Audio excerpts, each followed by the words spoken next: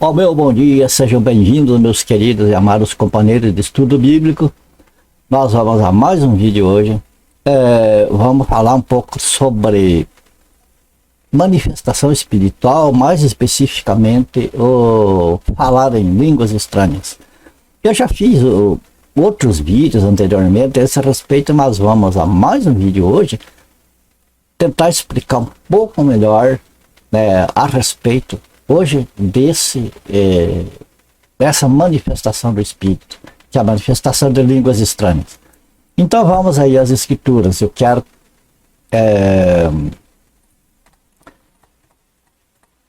eu vou ler aqui duas passagens com alguns versículos e depois no final nós comentamos assim. Eu vou procurar ser rápido aqui. Então a primeira parte nós vamos ver aqui sobre a manifestação do dom de língua, principalmente dentro das igrejas, mas pode ser em qualquer lugar. Mas é o dom de línguas hoje usado principalmente no meio pentecostal, né? Vamos lá? 1 Coríntios capítulo 14, versículo 2. Pois quem fala em outra língua não fala a homens, senão a Deus, visto que ninguém o entende, em espírito fala mistérios. Agora, veja bem que aqui não é seguido, não é versículo, capítulo 14, versículo 2, agora aqui nós pulamos lá para o versículo 12, porque é para nós entender mais sobre línguas, ou falar em línguas estranhas. Agora no verso 12, assim também vós, visto que desejais dons espirituais, procurais progredir para a edificação da igreja, pelo que o que fala em outra língua deve orar para que a possa interpretar.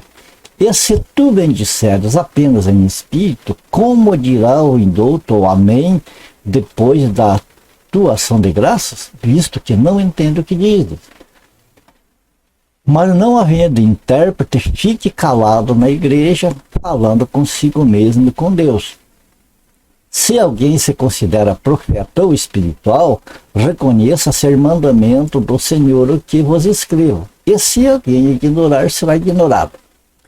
Essa aqui é a primeira passagem que nós vimos. Veja que nós vemos aqui 1 Coríntios, o capítulo 14, no versículo 2, o versículo 12, o versículo 13, o versículo 16, o versículo 28, o versículo 37 e 38.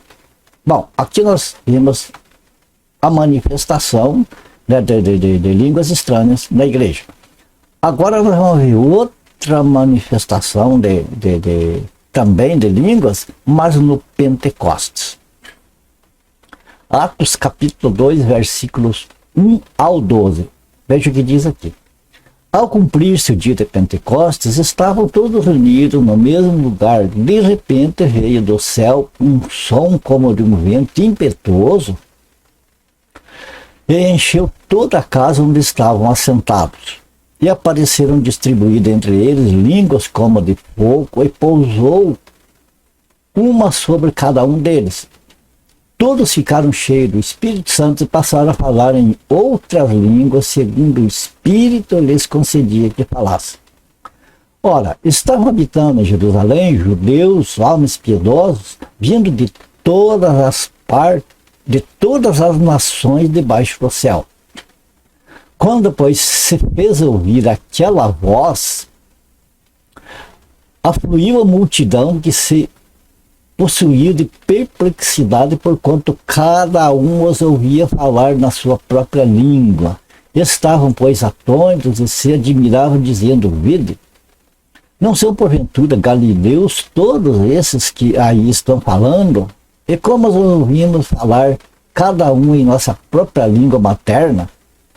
Somos partos, medos, elamitas, os naturais da Mesopotâmia, Judéia, Capadócia, Ponto e Ásia, da Frígia, da Panfilia, do Egito e das regiões da Líbia, nas imediações de Cirene, e romanos que aqui residem. Tanto judeus como prosélitos, cretenses e arábios, como os ouvimos falar em nossas própria língua as grandezas de Deus? todos atônitos e perplexos interpelavam uns aos outros. O que quer dizer isso? Então nós tivemos aqui, amado, nós tivemos aqui dois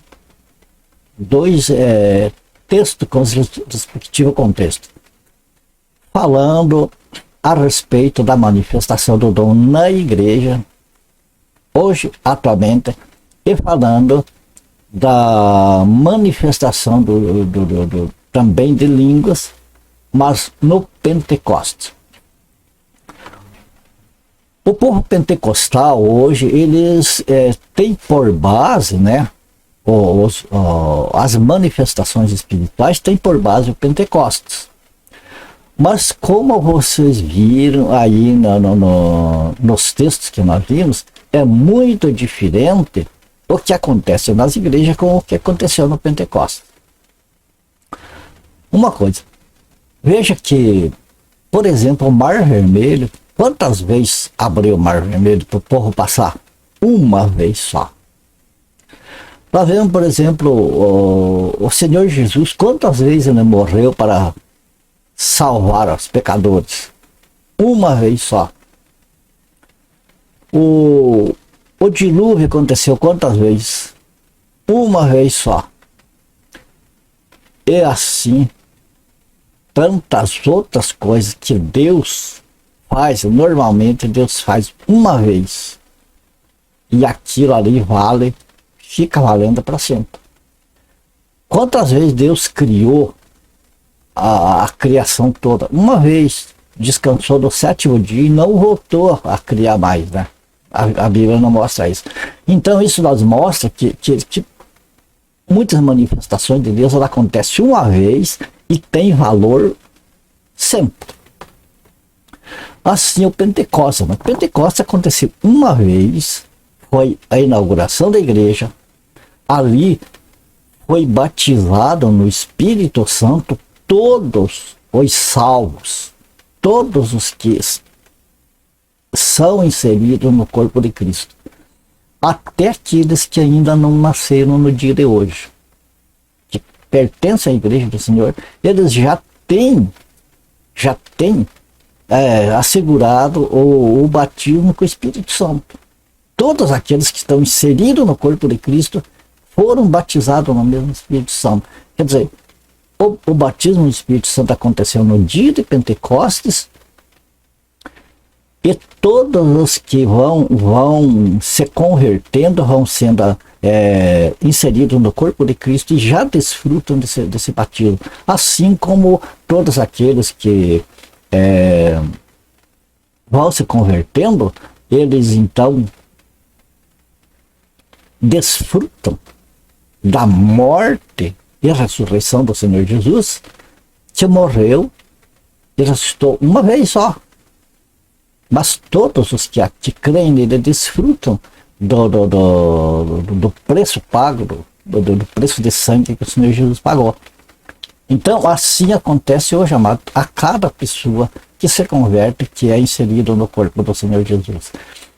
Então não tem esse negócio de batismo do Espírito Santo cada vez, cada dia, cada lugar, cada pessoa que fala em língua estranha foi batizado com o Espírito Santo. Não é assim que a Bíblia ensina. Você viu a diferença entre a língua estranha que é manifestada hoje nas igrejas, que a gente aprendeu dessa maneira, que é batismo com o Espírito Santo, que é o Espírito Santo que está falando para a igreja, e que é mistério, que a pessoa está falando com Deus, por isso as pessoas não entendem. Você veja que o primeiro versículo que nós vimos, até vou voltar aqui para ver, ó. Nota aí. 1 Coríntios capítulo 14, versículo 2, né? O que diz? Pois quem fala em outra língua não fala a homens, senão a Deus. Então, o que acontece? Aquela pessoa que se manifesta uma língua que ninguém entende, que ninguém pode interpretar ali na reunião, essa pessoa não é Deus que está falando para a igreja. Então não precisa a igreja ouvir. Essa pessoa está fazendo oração para com Deus. Se as pessoas não entendem ali o que essa pessoa está falando numa língua diferente,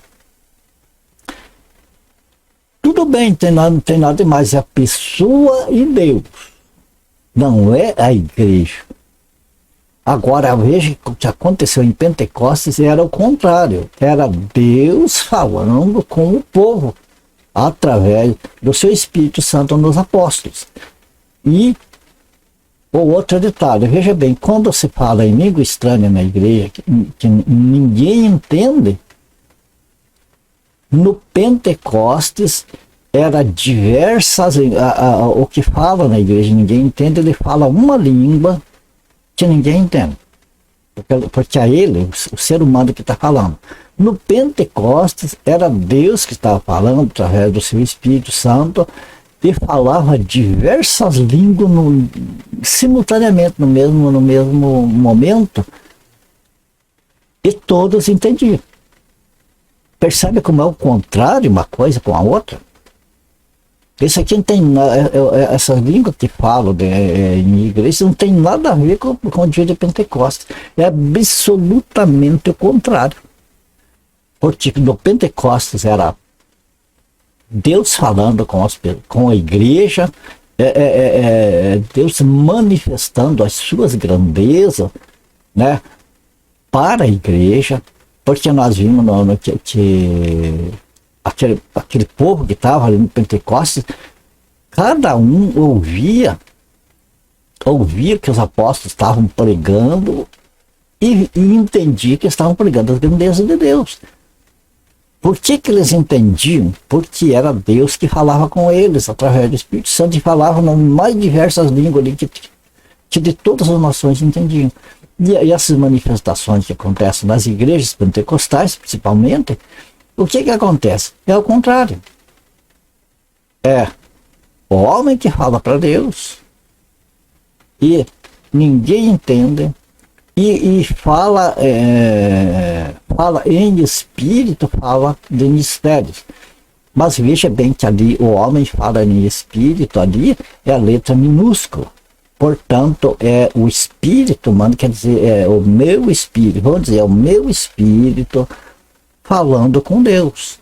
Os meus problemas, as minhas gratidões, enfim, a minha oração para com Deus.